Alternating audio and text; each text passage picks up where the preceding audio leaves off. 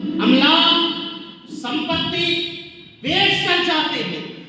और नेपाल में तो जब बिल्कुल अपने आखिरी वक्त में होते हैं तब जाते हैं, क्योंकि हमारे यहाँ में एक तसव्वुर है कि जब गुनाह की सकत, गुनाह की ताकत खत्म हो जाए तब हज किया जाए, ताकि उसके बाद गुनाह की गुंजाइश ही न रहे, गुनाह कर ही न पाए। जाहिर सी बात है, हमारे सूफी साहब बहुत मुस्कुरा रहे हैं, सामने बैठे हैं, बुजुर्ग हो चुके हैं। अब ये उस उम्र में चाहकर भी अगर चाहे भी गुनाह करना तो नहीं कर पाएंगे। हमारे मानने की है बुजुर्गी की हद पहुंच चुके तो जब आदमी बूढ़े साल में पहुंच जाता है तो एक उम्र ऐसी भी आ जाती है कि आदमी चाहता है गुनाह करना लेकिन कर ही नहीं पाता है। तो इस फिक्र को बदलना होगा। तो हज बहुत महंगा हो रहा है, इस पर हमें सोचना होगा। पाकिस्तान के अंदर हज को सस्ता किया गया है, मैंने उस पर पूरा रिसर्च किया था। तो नेपाल में कैसे हज हो सस्ता हो सकता है, इस पर भी आप लोगों को गौर करनी चाहिए, फिक्र करनी चाहिए, एक समिति बनानी चाहिए जो नेपाल में हज को सस्ता करे। यकीन जान ले, हज इतना महंगा हो गया है कि गरीब तड़प पे मर जाता है, तो जायदाद अमलाक बेचने के बाद भी हज को नहीं पहुंच पाता है, इसलिए कि नेपाल में हमारा समाज सबसे पिछड़े वर्ग में होता है, सबसे पिछड़े समुदाय में होता है। इसलिए हज को सस्ता किया जाए, ये मैं आपसे गुजारिश करता हूँ। और हज को सस्ता करने के लिए मैं गुजारिश ये भी करता हूँ, हमारे भतीजे आशा साहब बैठे हुए हैं, मेंबर पार्लियामेंट भी बैठे हुए हैं, मंदिर चाचा बैठे हुए हैं, मेयर साहब भी विराजमान हैं। आजकल माशाअल्लाह इनकी सोच भी मुसलमानों के मुताबिक बड़ी अच्छी बन गई है।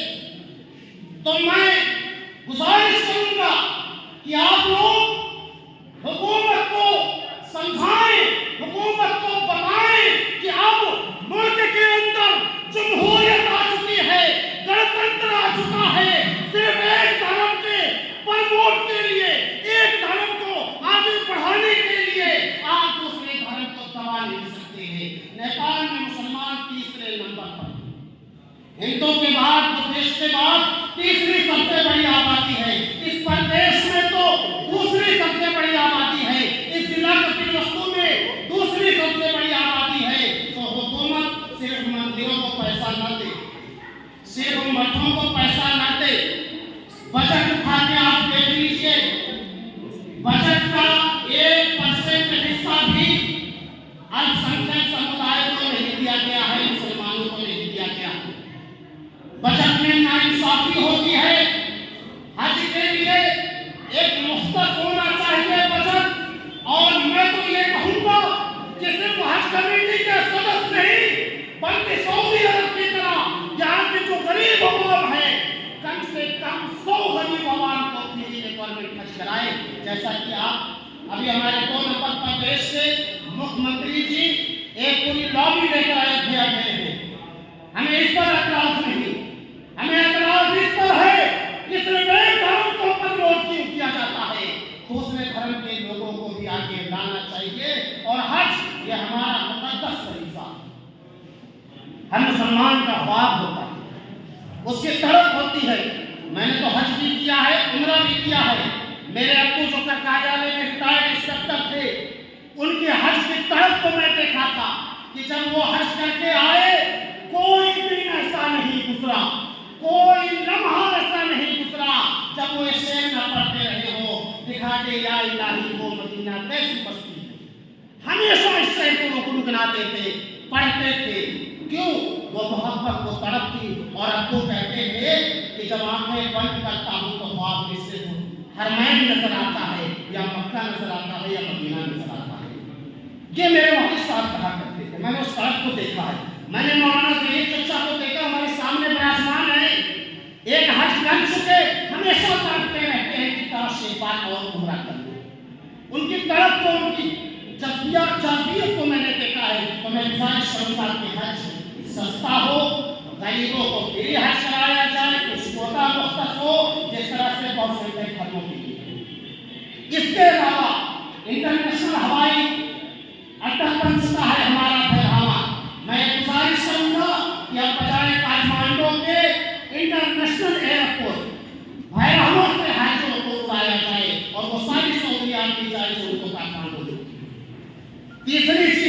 कम से कम प्रदेश में ये प्रदेश दूसरे नंबर में, मुल्क में दूसरे नंबर पर है जहां सबसे बड़ी मुसलमानों की आबादी है। 7% मुसलमान हुकूमत के दायरे के मुताबिक यहाँ है। तो यहाँ पर एक हज हाउस भी बनना चाहिए। और चौथा, मैं मीडिया के साथियों से भी गुजारिश करूंगा कि गणतंत्र आ चुका है और शहबाज भाई इसको आप भी फोकस करें। आप लोग बताएं कि अब गणतंत्र आ चुका है, अब हर प्रदेश में मुस्लिम आयोग का गठन हो, हज कमेटी का गठन हो, मदरसा बोर्ड का गठन हो, हर धर्म के लोगों को आगे बढ़ाया जाए। ये मेरी ख्वाहिश है, ये मेरी दरख्वास्त है। इसी तरीके से मैं ये भी दरख्वास्त करना चाहूंगा कि हज में जो दुश्वारियां आ रही हैं, मैं उन सारी दुश्वारियों पर जिक्र नहीं करूंगा, आने वाले वक्त बताएंगे, वक्त नहीं है। मैं बातें खत्म करता हूँ। वाक़ दावाना अल्हम्दुलिल्लाहि रब्बिल आलमीन। अस्सलामु अलैकुम।